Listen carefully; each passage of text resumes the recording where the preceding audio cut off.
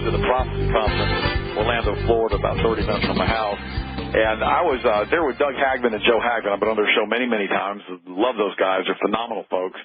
Doug's been on my show, and Joe's been on the show while I'm hosting the Power Hour multiple times. And what I find fascinating about this is we were walking around meeting all the other folks at the seminar, and all of a sudden Doug says, I want you to meet this guy. And this guy is by the name of Doc Marquis. And so I started talking to Doc. I walked up, shook his hand. He was very, very personable. And I looked at him and I said, dude, your IQ's off the chart. And I said, I can tell by just talking to you. And he looked at me and laughed. He goes, yes, I've been Mensa tested at 186 on my IQ. So I thought, I love this guy. I got to get this guy on the show. And so we started talking about the Illuminati, the New World Order. I started asking him specific questions. He goes, oh, that's easy. We can talk about that. We can talk about that. We can talk about that. Here, take my DVD center. We got this. It's on this chapter. And so I wanted to bring him onto the show. So it's been a blast. So let me tell you a little bit about Doc. We talked about him earlier, but I want to go into a little bit more detail now. Doc was part of the occult. And he was raised in the occult when he was young. And in 1979, he became a born-again Christian, which, by the way, he doesn't know this, but April the 15th, 1979 is when he became a Christian. That's almost the exact day, because it was in April of 1979 that I became a Christian, too, which I find fascinating. Again, another reason why I like this guy. He became a born-again Christian. And he severed his ties with the occult. He now devotes his life to traveling across the country, using public forums, colleges, universities, psychiatrists, psychologists. He also worked with Ted Gunderson in exposing the occult that was ransacking the human sacrificial network in the area in Los Angeles County back in the 80s and 90s.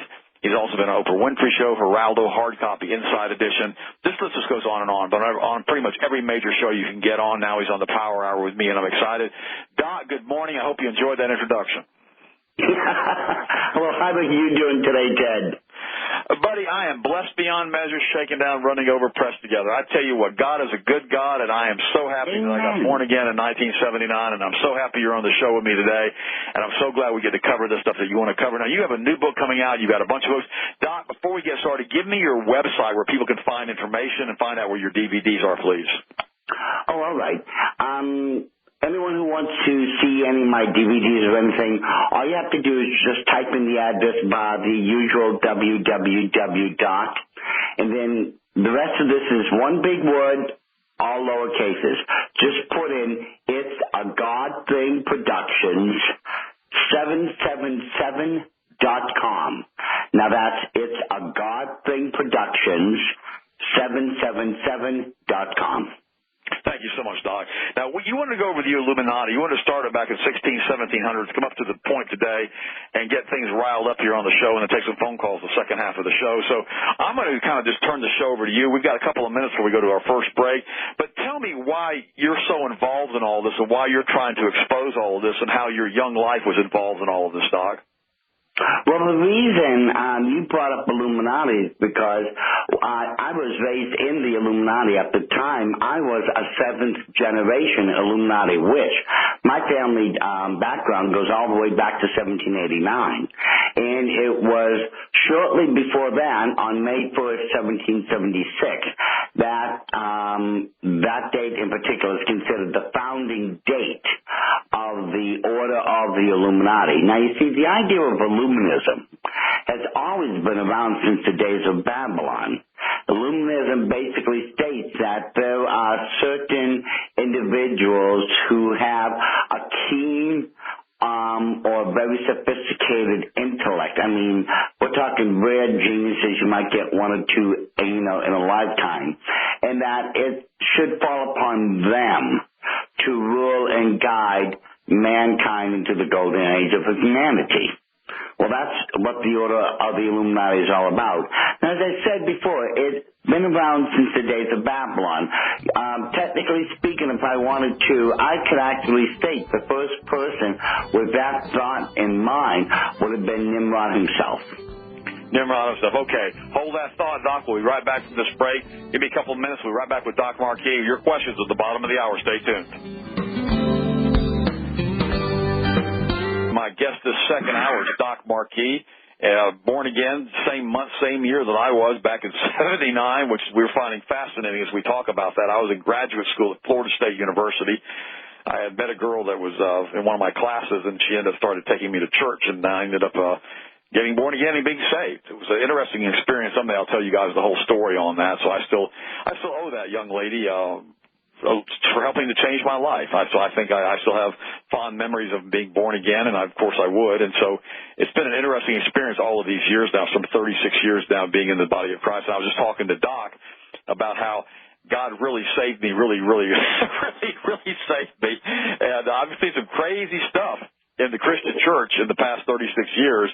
And it's sad about that. The sad part about that is, I mean, a lot of people, and I tell the stories to my Christian friends and relatives and also my Christian pastors, they say, we can't even believe you're still a Christian after what you've gone through, what you've seen. It's kind of like I've been in the Holy of Holies and behind the veil, and I've seen some things that I shouldn't have seen of some of the Christian leaders that are so-called Christian leaders, especially some of the televangelists. And someday we're going to do just a big tell-all thing without using names of what I've seen and the drunkenness and the homosexuality and all the garbage that I've seen in quote-unquote Christians who are some of the leading evangelists supposedly in the world, some of the biggest mega corporations in the world with hundreds of millions, if not billions of dollars in assets. But we're not going to go there today. We're going to talk about Doc. Doc, so go ahead. Tell me what's going on all the way back to Babylon with Nimrod. Go ahead.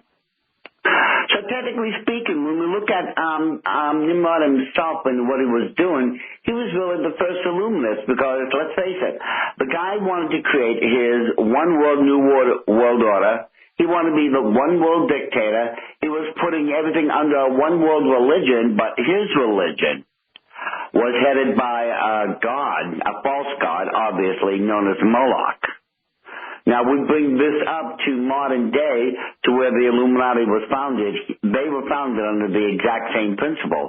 The end result was they want to create a new world order under a one-world global dictatorship, under a one-world financial system, under a one-world religious system based upon their false god known as Lucifer. And this is exactly what we see God had prophesied when he told his people what would happen in the book of Revelation. I think there's no arguing the point, especially when we look at Revelation chapter 13 and we find out some of the unique qualities and qualifications, if you would, about the nature of this coming Antichrist. What are those qualities in Revelation 13? Well, he's going to set up a one-world order, isn't he? A new world order, as it's called nowadays. He's going to set up his own religious system. You find out he will be hunting down anyone who dares proclaim to be a Christian or a Jew in those times. Why? Because the enemy does not want competition. This is going to be a strict occult religion. Revelation 18:23b completely tells us that all nations of the world are going to be handed over to the Antichrist through this occult system, this one world religious system. There's absolutely no doubt about it. And we find out that he's going to set up a global currency, and that it will all be based upon worshiping him. You don't worship him, you won't be able to buy or sell anything. And let's face it, Ted, if you can't buy or if you can't sell something, they've got you by the throat. Well, pretty much. Now, tell me how the Bohemian Grove folks, I mean, because, they say that the owl represents Moloch out there.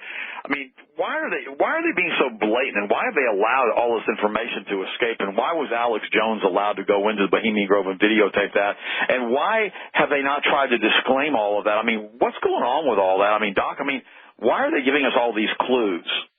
You know, it's funny you should mention the Bohemian Grove. DVD 11, which is part of my which is part of my Secrets of the Illuminati series, that's DVD 11. It's called Dark Rites and Rituals. That's the Bohemian Grove. It's 4 hours long, and I will take you right into the heart of what I call the summer camp for the Illuminati, because that owl you were just talking about at the Bohemian Grove is a 40-foot tall owl. That owl represents Lucifer himself. Now, we know that in any culture or nation throughout the world, they have their various animal totems and symbols that mark them as a people, so on and so forth. Well, in the occult world, there's no difference either. In this case, for the Illuminati, it's the owl. Now, the reason the owl was chosen when the Illuminati was created was because if we go to any of the ancient religions, let's say in the Greek world, well, we know the goddess of wisdom was Pallas Athena, okay? And what was her animal totem? I don't know, Doc. Go ahead. Just go ahead. Oh, her animal totem was the owl. Okay. And it was the owl because she was noted as the goddess of wisdom. Now, when we break it back to the Bible and Ezekiel, we find out that when God created Lucifer, he filled him with so much wisdom. If you were to take an eyedropper and drop one more drop in him, he would have split it to seams. He was absolutely perfect in wisdom. So see, wisdom goes from Lucifer to Pallas Athena to the symbol of the bird, the owl, which is why they use the owl to this very day in the Illuminati as their totem symbol, which is why you find it at the Bohemian Grove. Wow, that's interesting. Well, it's interesting, too, because, Solomon asked for wisdom. Then he got caught up with all of these wives from all these different countries, and he started doing all the satanic worship. In fact, I read one article said that he had written Solomon's Book of the Dead. Now, whether that's true in the Book of Secrets and Magic, I don't know how much of that is true and how much of that can actually be documented, but, he wasn't a very good person through the mid part of his life. Then at the end part of his life, he returned back to it. Why is it that these folks who get this wisdom, who start acting like this, start ending up going into the Luciferian doctrine to begin with, and then a lot of them simply don't come back? Why is that, Doc? I mean, you were involved in all that weird stuff as far as the occult stuff. Why are they so misled? Well, it's because, like anything else, people can easily be led astray by things that are evil. They really can. There's always been an old saying that there's a beautiful side to evil, because it's tempting. It promises you power. It promises you control. It promises you reward. I mean, evil promises any and everything you can get your mind to wrap itself around, and it will deliver. That's just it. Back in the 60s and 70s, there was a lot of the major rock and roll stars that were initiated into the order of the Illuminati. And they were, what was the old expression back then, Ted? Drugs, sex, and rock and roll, if I remember? That's right. Yeah, well, the Illuminati would promise these people any and everything. If they wanted their success, hey, we'll give you this, we'll give you that, name it, you can have it. So long as they towed the mark, they didn't care what those rock and roll stars did, just so long as they followed their marching orders. But you see, that's the problem. Evil will deliver. But let's face it, it's only for a temporary time. And the cost of their soul, Doc. Exactly. And you see, being a born-again Christian, God gives you everything for free, and it's not temporary. It's eternal. That's true. Now, let me ask you a question. Since the Illuminati is tied directly through these, Adam Weishaupt and all the folks in the 1700s, it also ties directly into the Rothschild banking cartel. How are they involved in all of this? As far as we know, that the Rothschilds were a group of evil people that were sabotaging Frankists. We talked about that in detail on the show before. How is this Rothschild banking cartel, how is it tied together with the Vatican, World Bank, and also with the Masonic lodges? Because we hear this, we see that as the triple head of this serpent that's coming out, the triple head of the Hydra, the Vatican Bank, the Illuminati, the cartel, the banking cartel, and the Masonic lodges. How do they all wrap together, and who's really in charge of all this, Doc, and who's the head person at the peak of this? Who's the head of the pyramid? Well, right now that would be Evelyn de Rothschild himself. He's the eldest son in the Rothschild family, and since the Rothschild family now are the head of the Order of the Illuminati, it would befall Evelyn to be the head. Now, how this happened was back in 1773, when Adam Weishaupt, who was a professor of canon law at the university in Ingolstadt in Bavaria, Germany, he was a Jesuit priest at the time, but the problem was, I believe it was Pope Clement XIV at the time who was a pope. He came under immense pressure from most of the European monarchs that the Jesuits were interfering in their politics, were interfering in all the ways that they were making deals with other nations and such. They had way too much power. They were, and for a poor order, they were greatly, beyond the wealth. And the one thing that really bothered those monarchs was the Jesuits answered only to the Pope. They answered not to the law of the land. It didn't matter which nation, and it didn't matter who it was. They only answered to the Pope. So under pressure from Europe, the Pope himself disbanded the order of the Jesuits. This made Adam Weishaupt furious because, among other things, let's face it, he was a Jesuit himself. Now, what Weishaupt didn't know at the time was he was being watched and studied for almost 3 years at that point by Amschel Meyer Bauer, who would later change his last name to Rothschild. Wow. Okay, Doc, hang on. We're going to continue with this story of how the Rothschild banking cartel took control of the Illuminati as soon as we come back. My guest, Doc Marquis, this hour. You guys get ready. We're going to open the phone lines up at the bottom of the hour.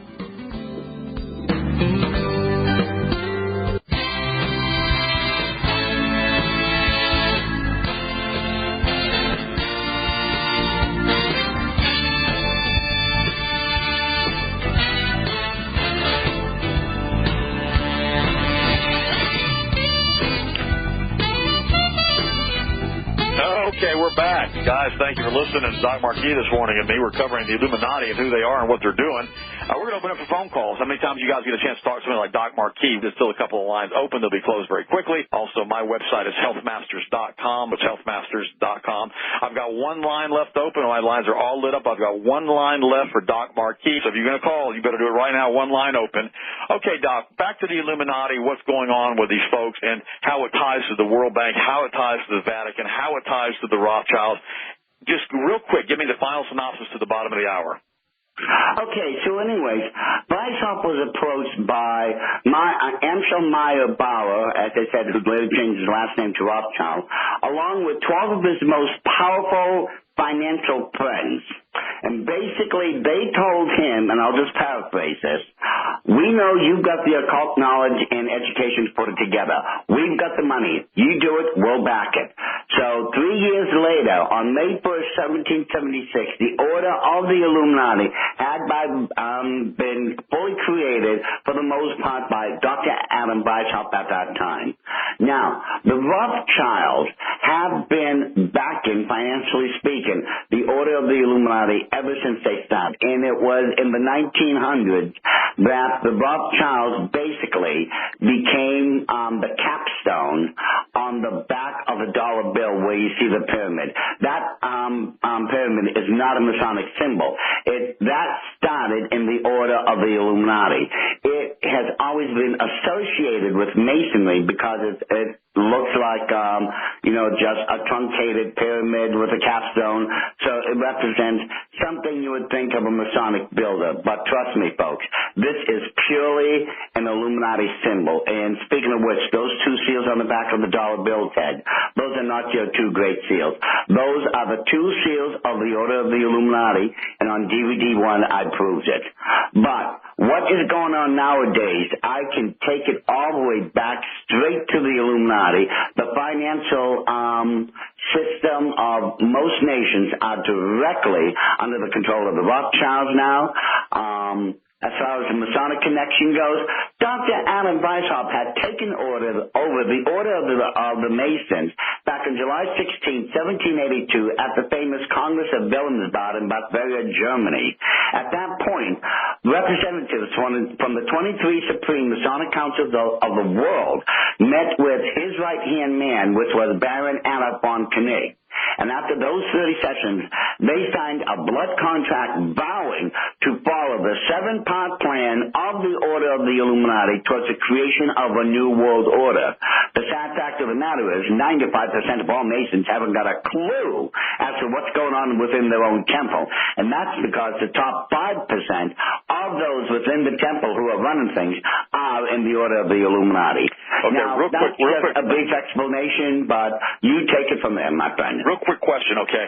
So we know that George Washington was a member of the Masonic Lodge. We know that. We know he's a Mason. A lot of the founding members of the United States were Masons. Are you telling me that when these founding members in the late 1700s, 1776, like George Washington, they were members of the Masonic Lodge, but had not yet been infiltrated by Satanism? Well, actually, the infiltration process had already began at that point. But the problem was George Washington was a master Mason. He was part of the Blue Lodge as a third-level Mason or a third-degree Mason.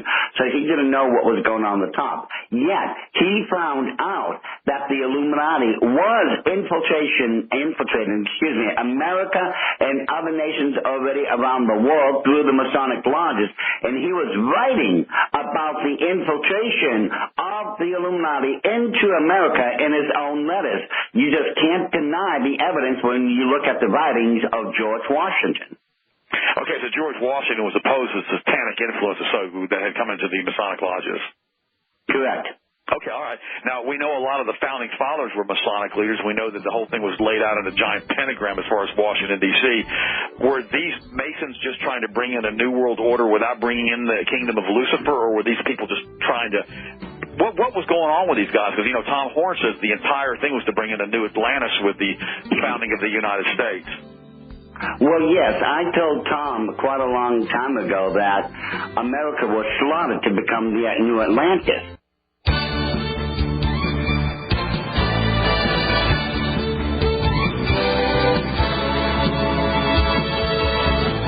Welcome to the worldwide broadcast today for Monday, March the 30th, 2015.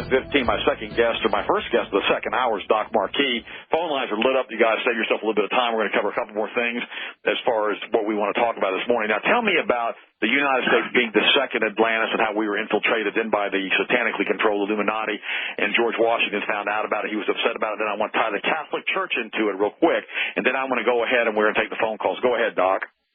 Well, anyway, so when we compare America to the myth of Atlantis, we find out that America, let's face it, it's a giant continent, super abundant natural resources, great wealth among the people, lots of incredible educational advantages and military. Now, when we compare that to the myths, the stories of ancient Atlantis as written by Plato, they line up perfectly because that's exactly what Atlantis was. And this is what Dr. Adam Weishaupt wanted America to become. This is why the infiltration process began immediately once America started declaring its independence and rising up against King George III of England. Now, how this ties into Vatican itself is because we have to remember, Weishaupt was a devout Jesuit, and he, among other things, wanted to abolish all religions and put them under his absolute control. It was during the 1850s that the Illuminati had successfully taken over Vatican itself. And to this very day, there is a person in the Vatican known as the Black Pope. Now, this is not the Vatican General. This is not the person is not called the Black Pope because of his skin color, as some people have tried to tell me, or because of his robes. No. He's called the Black Pope because he's always kept in the shadows. No one but the Pope or those in the Illuminati know this person's true identity because he receives his orders every day from the Illuminati, and the Black Pope passes them on to whoever the Pope is at the time. Wow. So basically we have a three-headed Hydra here. We have the Catholic Church, the banking cartel, the Rothschilds, all tied together with the Masonic lodges. So what you're telling me is these folks, or like Rush Dizdar that are talking about this Black Awakening on all of these different people like Henry McCow, they've kind of tied it all together, and this is really what's going on. What do they have in store for us in the United States? Are we going to stay together as a nation, Doc, before we go to the phone calls, or are they going to break us up into pieces? Are we going to go to straight martial law? What are they going to do to us? Once everything starts to happen, the United States does remain as the super nation that it is because it's going to be through America that the Illuminati will exercise their full control over the rest of the world through. You find out that in Revelation chapter 13, verse 1, the world is divided into 7 kingdoms. Not nations, it says kingdoms. And if we were to take a look at on the Illuminati maps of how they divided up the world, which I put in my DVD series, you find out that the world has been divided into 10 kingdoms ever since the early days of World War II. Wow. All right. Let's go to the phone calls and let's see what we've got to say. We're going to go to Johnny B. in Missouri. First phone call, Johnny B. You are live. You got a question for Doc Marquis. Go ahead, Johnny. Hey, morning, fellas. Morning, buddy. I want to throw something in your mix here. Fantastic research you're doing, good sir.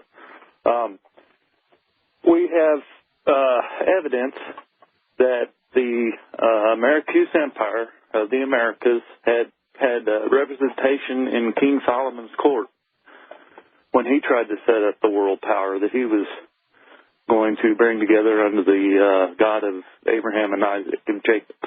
Okay? At the fall of the Roman Empire, we also had representation from the Great Plains Indians at that document signing. All right? And as we spread out,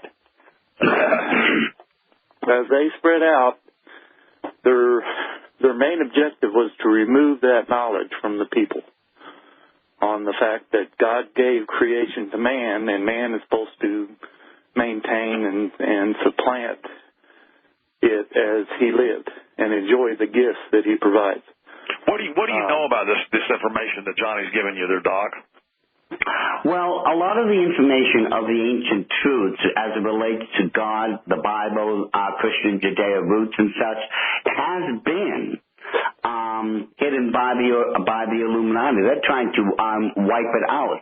One quick example I'll give you. Let's look at the accounts, the very first account of giants in the Bible when we go to Genesis chapter 6.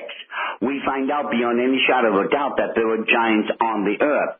As far as we know, going by the names in the Bible, there was approximately 40 to 45 different races of giants there.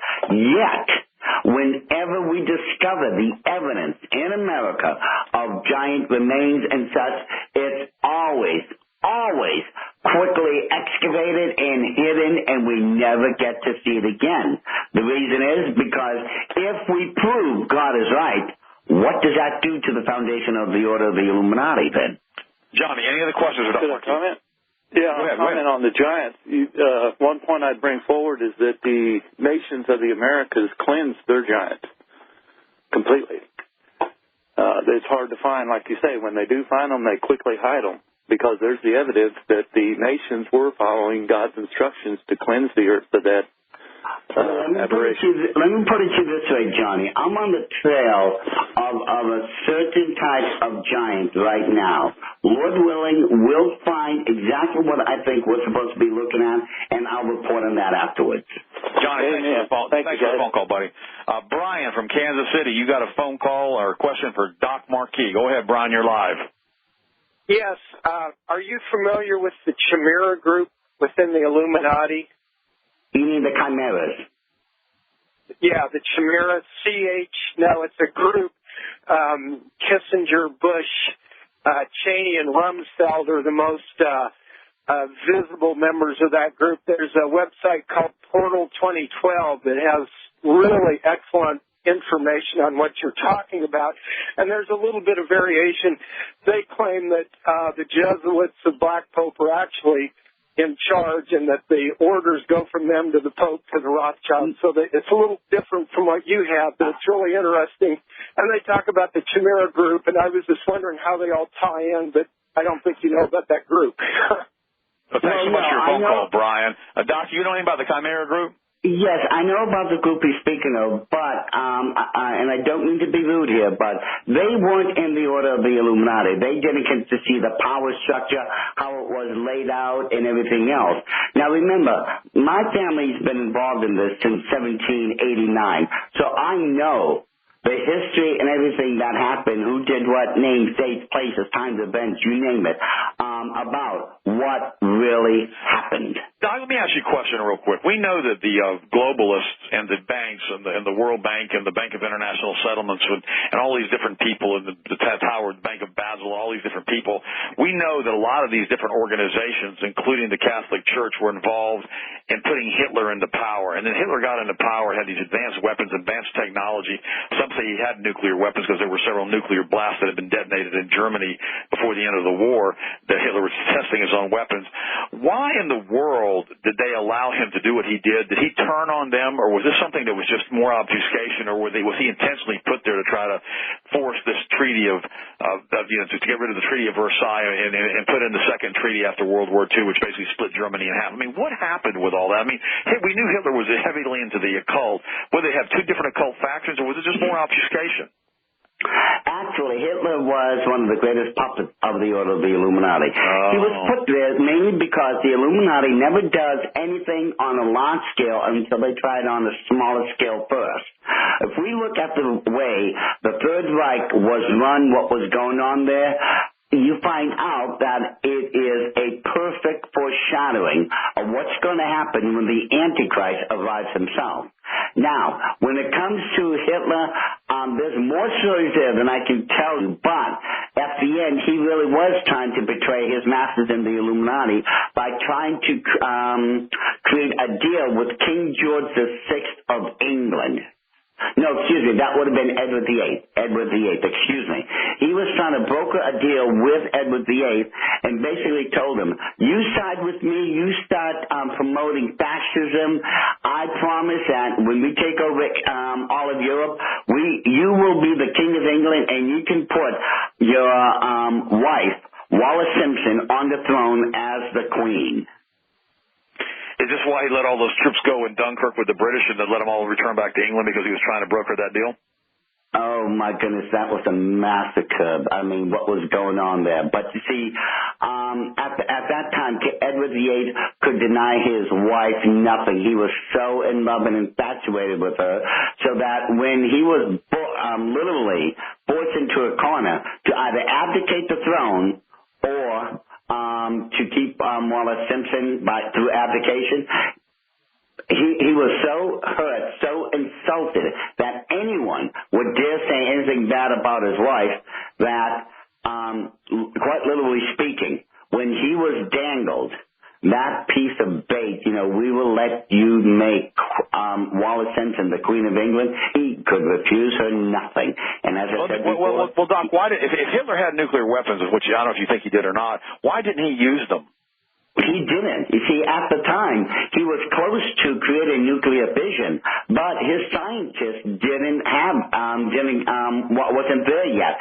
It was the American team of scientists, if you remember, that was led by a German, Alan Oppenheimer, who did create nuclear fusion.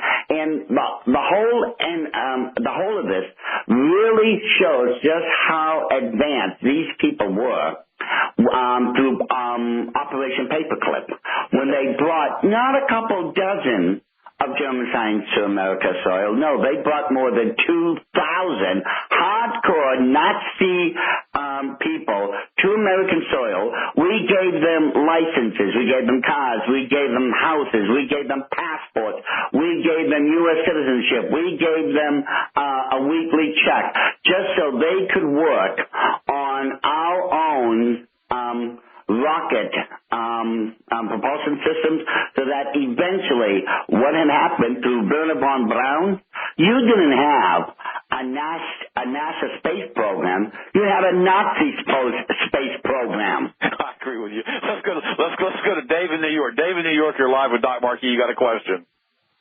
Yeah, Doc. Go ahead, Dave in New York. Great. On a much lower level, around here, a little bit of, if you want, satanic activity. But this past summer, we have an abandoned house next to us, and it was almost like a military drill, the way they showed up. And my wife woke me up at 1 o'clock in the morning and said, there's something going on up there. And you can hear him chanting. And I sent my son up, in his truck or whatever, to take a ride around. And somebody at the head of the the other driveway, shined a spotlight in his face. He couldn't see anything. But he went up around the cul-de-sac, and it was probably like 10 cars hidden there. And what are they up to when they're doing something like that? Well, you see, first of all, do you remember the date or approximately the month when that happened? I'm going to say maybe a June or July. I really can't nail it down. Okay, sounded like it was during what's known as the Sabbath of Melissa. On the Illuminati calendar, there's 8 nights in which human sacrifice must be performed. There's no ifs, ands, or buts about it. As I said, we look at their religious system, it's almost the exact same thing as the ancient Babylonian system of worshiping Moloch. Moloch was a fire god that demanded sacrifice. And with the Illuminati, they perform the rites of human sacrifice 8 times a year. It's been since the late 50s, early 60s that the Illuminati really started taking over the New England coast as far as spreading their religious worship goes. Just about every single law officer I have spoken in that area have told me nightmares about what they found, what's going on and everything. And the problem is they don't know how to combat it because they don't understand it. They don't understand the religion, so they don't know what to do about it. One more. Doc, let me ask you a question. David, let me ask you. You can ask a question in a second, too. Doc, are a lot of these kids going to, this is what a lot of folks that are saying. Steve Quayle says this, along with, a lot of these different people are saying this, that a lot of the kids that are abducted are being used for these sacrifices. Well, unfortunately, that is quite true. If we go by the FBI records, we find out that approximately 1 million people are missing every year in America. Now about 900,000 of them are found and eventually returned to their families. That leaves 100,000. You want to guess where they're ending up? Probably in these sacrificial human ritual things. You gotta believe it. And it's too easy to get a human sacrifice. They're wandering kids looking for a good time. Paper girls, paper boys, people out at these bars looking to be picked up, skid row bums, people just looking out, going to bars just for someone who will listen to them because something bad's happened to them. As I said, it's too easy to get a human sacrifice victim because parents aren't watching the kids like they used to. Dave, any more questions for Doc? Yeah, real quick. I heard a curious term the other day, the Black Flame. Have you heard of the Black Flame? Russ Dizdar talks about that in Nazi Germany in the Wittelsberg Castle. Yeah, that would take too long to cover right now. But if Russ mentioned it, I know what he's talking about. I know. Well, Russ Dizdar, we talked about that in detail a few weeks ago, Dave, when I had Russ Dizdar on. And by the way, Dave, thanks for calling. Thank you. And what we did is we talked about the Black Flame at the Wittelsberg Castle with the Nazi SS headquarters, in which they tried to blow up the castle at the end of the war and they couldn't do it. Okay, Cecil in Tennessee, you're next. You got any questions for Doc? You're live, Cecil. Go ahead. Would you tell us about Skull and Bones and the Illuminati and various political figures like John Kerry and George W. Bush and George Herbert Bush? Okay, Skull and Bones was created by the order of the Illuminati as a recruiting ground. It's the same thing with Scroll and Keys, which you'll find at Yale also. Certain Ivy League colleges, and there are 6 of them to the best of my knowledge, were infiltrated by the Illuminati, and they had these various organizations set up simply to recruit the best minds of those different schools so that they would eventually be recruited into the order of the Illuminati. Because remember, the Illuminati are made up of people who have supposedly that type of mindset as far as creating a new world order. These people are supposed to have high intellect. It's the same thing over in Europe, with places like where you become a Rhodes Scholar. That was set up by Cecil B. Rhodes, one of the greatest illuminists in history during his day and age.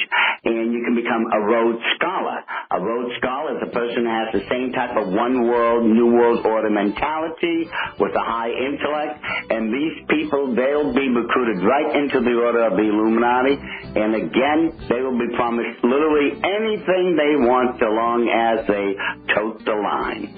Cecil, thanks for the call. We'll be right back. Stay tuned.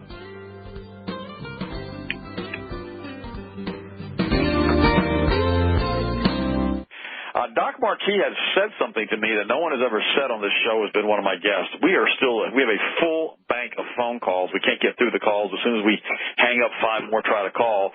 He has asked me to give out his personal email address, which I said, good luck with that. You guys can call him up and email him, whatever you want to do. Doc Marquis, that's DOCMARQUIS 777 at yahoo.com. Doc Marquis 777 at yahoo.com. He said to email him any question. He expects to get hundreds of questions from you guys a day, and I'm sure you won't disappoint him. So Doc Marquis 777 at yahoo.com. And Doc, what is your general website or your email address or your website for your books, tapes, CDs, all that kind of stuff you got? Oh, that's easy. The ministry website is It's a God Thing Production. It's a God Thing Production. Right, 777.com. Okay, it's a God Thing Production, 777.com.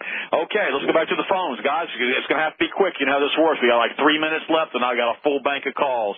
So we're going to take your question, real quick question or comment for Doc Marquis. Let's see if we can get through these phone calls. Michael, Carol, Mike, Jim, and Annette, we're coming to you next. It'll be quick. Michael, New York, you're live. Go ahead. Question for Doc Marquis. Good morning, gentlemen. Well, a few comments, guys. And first, the Nazis, they did have the A-bomb, but they were pursuing something much more advanced, and the delivery mechanism was the problem at the end of the war, and there was other factors involved there. Skull and Bones, the symbol, that's also the insignia for the SS, right? And John Adams banned the Skull and Bones from they were considered illegal, not allowed here, not permitted here, would be illegal and arrested, and of course over time they managed to take things over. And two new world orders, gentlemen. United States Constitutional Republic with George Washington leading the way, the only general in history of the known world, conquered a nation with a standing army that loved him, followed him everywhere, did anything for him without even supplies, just for because they loved him so much. And he stood down and turned over all power and authority to the civilian government. That's unprecedented. And we have the only nation in the world, a country without a king. Jesus was our king. And they started off, and that was the threat to the Rothschild monarchy system of Europe, and that they could easily control. And so that's why our country's been under attack ever since. That's God's New World Order. That's why our country's in the situation it's in now, gentlemen. And that's why we got to do everything to make sure that the lights never go out here. Thank you, Michael, so much. Real quick, you said something to me earlier. I was talking about how George Bush Jr. wasn't one of the brightest bulbs in the box, and you said that every generation of the Illuminati has to have someone from Skull and Bones in their organization, and that's why George Bush Jr. was chosen. Is that what you told me, Doc? Not from Skull and Bones, but every Illuminati family must have one member of their family from this generation to the next generation put in as an Illuminati member. This way, those old bloodlines continue. Okay, Jim in Wyoming. Jim in Wyoming, go ahead. You're on with Doc Marquis. Hello? Go ahead, Jim in Wyoming. You're live, buddy. Go ahead. We got a few minutes. All right. Protocols of Zion. That's one question I just wanted him to talk about. And thanks so much, Jim. Protocols of Zion, Doc, is that real, or is that something that was planted on them, or is that something they're trying to cover up they really did? Very quickly, the protocols of the protocols of the Learned Elders of Zion is a coded Illuminati document. It was never meant to get into the hands of civilian hands. If you look at once you know the code and you read it for what it is, it will actually show you the plans of the order of the Illuminati for the next century. Doc, thank you so much for being on. We're out of time, guys. Sorry for the phone calls. We'll catch you on the next hour. God bless you guys. Doc, thanks so much for being on with me. I'm looking forward to having you back on again.